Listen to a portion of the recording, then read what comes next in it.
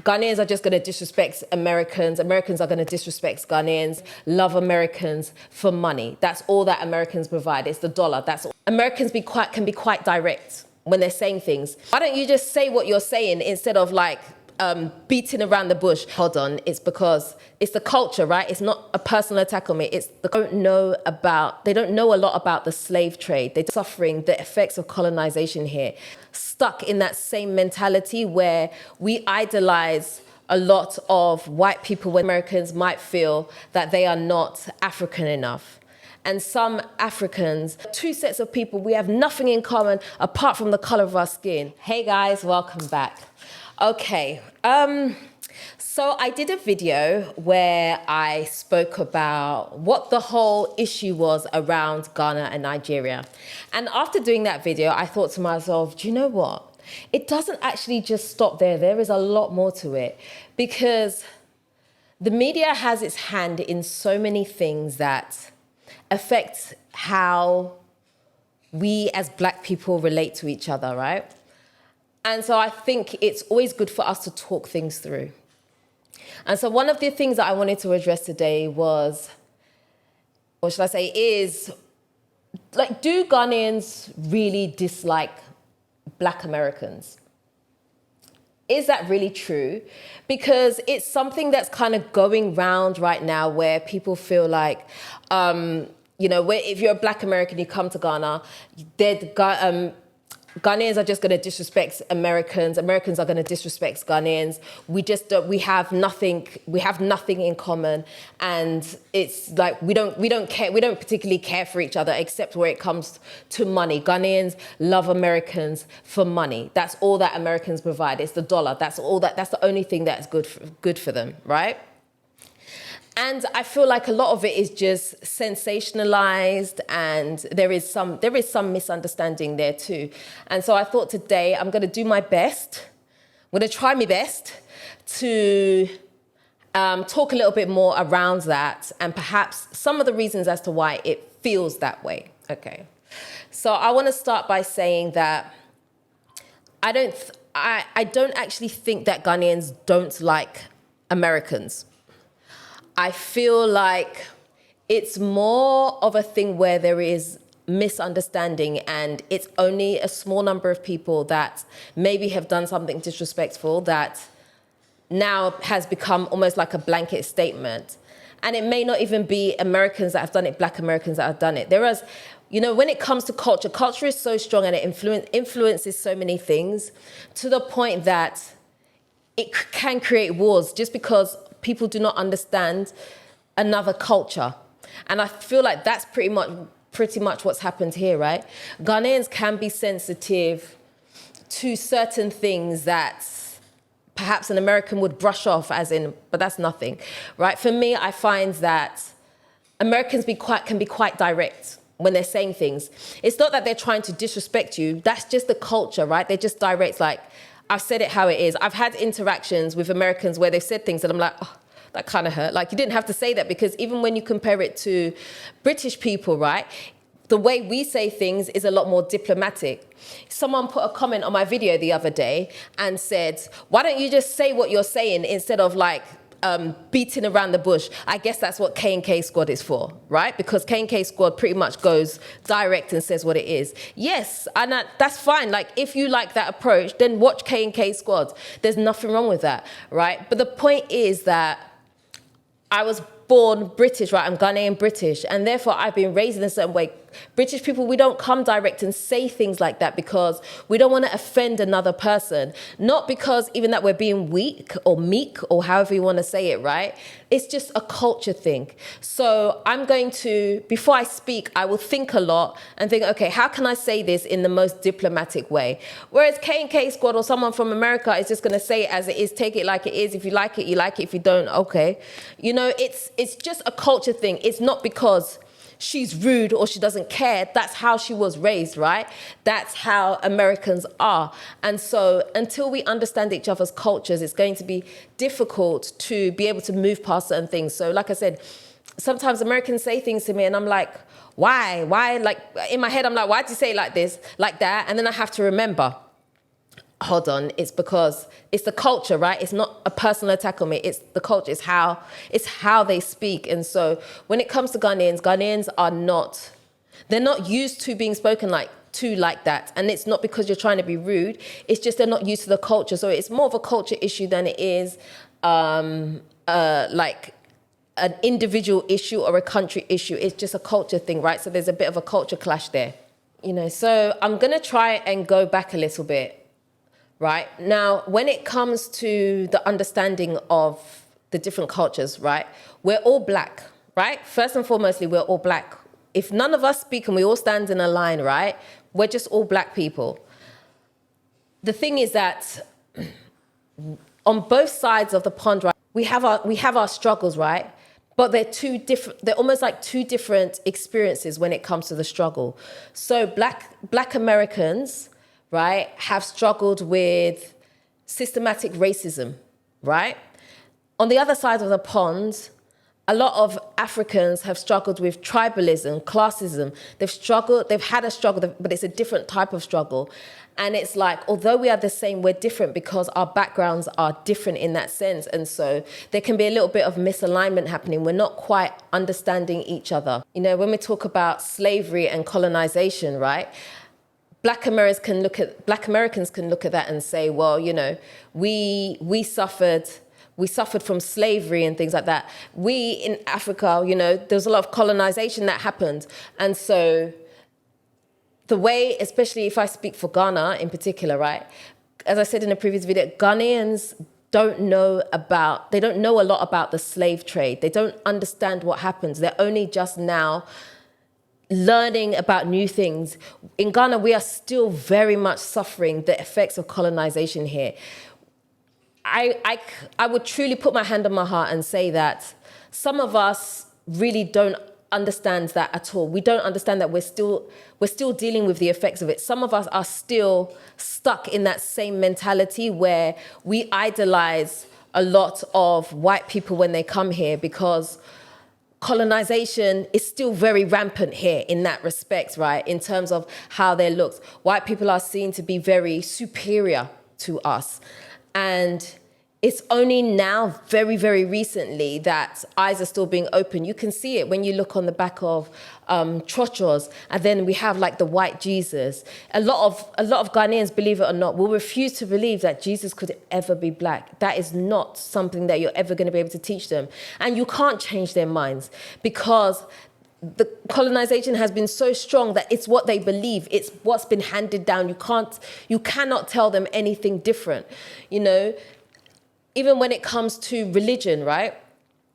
If you go to the slave castle, I was there very recently. If you go to the slave castle, Ghanaians will struggle with the whole thing of they were kept in the dungeons, right, as slaves, but then up the top, right, church worship was going on, where people were worshiping God, but yet they were treating black people as animals. And so a lot of Ghanaians still struggle with that, like, how is that possible? But they'll still hold on to religion. Even if they understand what happened, they'll still hold on to religion. And hey, I'm not even going to go into the religion debate because that's a difficult one. That's personal to whoever it's personal to, right? Because we can look at Christianity, we can look at Islam, we can look at it in so many different ways. Nobody knows what is right or what is wrong. For me, it's about your heart and what your own personal convictions are. So I'm going to try to stay away from religion in this as much as possible. But I'm just talking about, when it comes to the dungeons and how Ghanaians don't really understand the effects that colonization has had on Ghana and how its footprint is still very much here. And so when you have Americans that come to Ghana, they see it and it will bother them because they're still dealing with issues of racism in America. And so when we come to Ghana, we feel like it should be a place where we can escape all that, but it's not, because Ghana is still battling colonization. And so there's this disconnect that is happening. And so we're not really understanding each other. So it feels like there is a divide, whereas we're supposed to be all one black people and we should be able to all live happily ever after. We're not, because we're not understanding the root cause of what the problems are that we're having between each other. Black Americans can feel like they're not African enough. Okay, and I'm not going into the whole FBA thing. I'm just saying Black Americans. Whether you class yourself as a Black American or an FBA, an African American, I don't know, that's up to you. That's a personal journey. And I'm never going to take away from how someone feels about where they're from, right? Because I can't walk all those different journeys to say, well, I think this one's right, that one's right. I don't know. It's an individual thing. You know, you lay claim to where you feel comfortable. So it's not about that. So I'm just saying Black Americans, right? So some Black Americans might feel that they are not African enough. And some Africans may feel like Black Americans are too westernized. Almost like, how can we work together? How can we fit in with each other? How's this working, you know? And the media is playing in on this. This is the issue that we have. The media has such a control on how we are perceiving each other. They tell us what we want. They tell us what they want us to know, right? Again, as I said in the previous video, when it comes to Ghana and Nigerians, on the ground, it's not as bad as how the media portrays it to be. So the media would love to portray it as being like a war between Africans, Black Americans and Africans. We don't like each other. There's this whole thing where Americans are trying to divide themselves. They are not African. They are not this. We are two sets of people. We have nothing in common apart from the color of our skin. Okay, some people may have that notion, may buy into that, right? That's cool.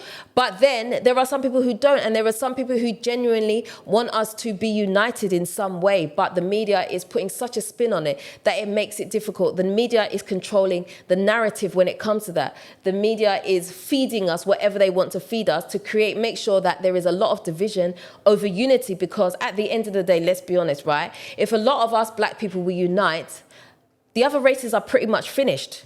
They are going to be finished. So time and time again, they are going to attack us from different perspectives. But the best way for them to do that is from the inside out. And that's what is kind of happening. And so it really is for us to try to better understand each other so we can move forward from some of these things. Because a lot of the time when it comes to talking about these issues, once we talk about it, we see that actually there's not really an issue. And we can see that not even just when it comes to Americans and Africans, or British and Africans, whatever it is. It works in everything, even in relationships. When there's misunderstanding, even in simple relationships, when you talk about it, you realize actually it's not as deep as what I thought it was. And I feel like that is what it's going to take for us to really be able to move on and progress from there. Ghanaians don't hate Americans. They don't. Ghanaians don't hate British. Ghanaians, I don't believe that Ghanaians really have hate in them like that. They perhaps don't understand something, but it's not a hate thing. They don't hate. They will try to, they like certain things. So yeah, they will like money, right? Because there is a lack of here. But that doesn't mean that they want to see your downfall. They want a leg up. That's what it is. They want a leg up. They want to see how they can use you to get a leg up. Whether you want to see that as a good thing, as a bad thing, we can spin that story both ways. We can spin it as in, well, you know, they're just trying to help themselves because no one else is going to help themselves. And if you can be an avenue to help, then yeah, you should help. Why not help when you can help, right? But then we can also spin it as in, yeah, they're just taking advantage and, you know, it's evil and it's this. And we can paint the narrative however we want to paint the narrative. But at the end of this day, it really does come down to trying to understand one another and why we all behave in the way that we behave, right? There are some behaviors that come from some Black Americans that you look at and you're like, that is bad behavior.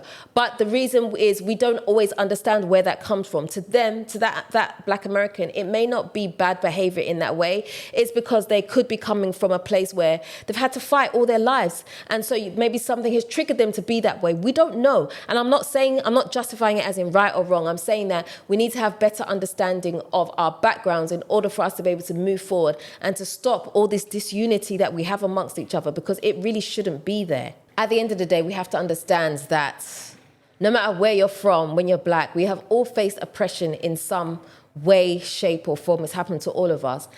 And if we can find some common ground, then we can be great. You know, for me personally, I don't have an issue with Black Americans moving to Ghana. I don't have an issue with Black British moving to Ghana. I don't have an issue with it. What I have an issue with is when we refuse to understand each other. And that's where the beef is. It, for me, is no deeper than that. And I would say, on the whole, for most people, that's pretty much where it is. Again, there's going to be extremists in every situation. There's going to be people coming into the comment section and say, you're talking rubbish, you don't understand, you're speaking on American issues, you don't understand what it is, this, that, and that. Like, it's going to happen, right? Because sometimes people listen, they don't listen. They listen to respond and not to hear or to have a better understanding. And when people are like that, there's nothing that you can do. There's nothing that I can do about people coming to the comment section and saying whatever they want. Some people just spew hate. I can't do anything about that, right? That's their opinion. I'm not here to change your mind and say, you should have it this way. This is the way to go. I'm not here to say that. It's for you to come to the realization of whatever it is that you need to come to the realization of. You know, if you don't want to change your mind, you're not going to change your mind. No matter what I sit here and say, you're still going to believe what you're going to believe. And that's cool. That's fine. But we have to understand that there are people who are willing to come listen and understand the other side so that we can find better common ground. And that's who this video is for. This is not me trying to say, I know everything. My only aim for this video is for you to understand that there is a divide and conquer issue that is happening, whether it's between Nigerians and Ghanaians, Americans and Ghanaians, whoever, that's the ultimate issue is divide and conquer. That's where it is. That's what it is. It's a thing about, it's control. That's what it is. It's a system of control. And it's for us to open our eyes, or shine your eyes, as they say, and be able to look beyond some of the issues that are actually petty and be able to work together. But that's all I'm going to say on that. I'm going to end the video right there. Let me know what you think about what I've said in the comment section. Yeah, and let's talk about it some more. All right, if you haven't already subscribed to this channel, do me a favor, hit the subscribe button and the notification bell. Don't forget to also like, comment, and share this video. Until next time, I am out. Let's get back.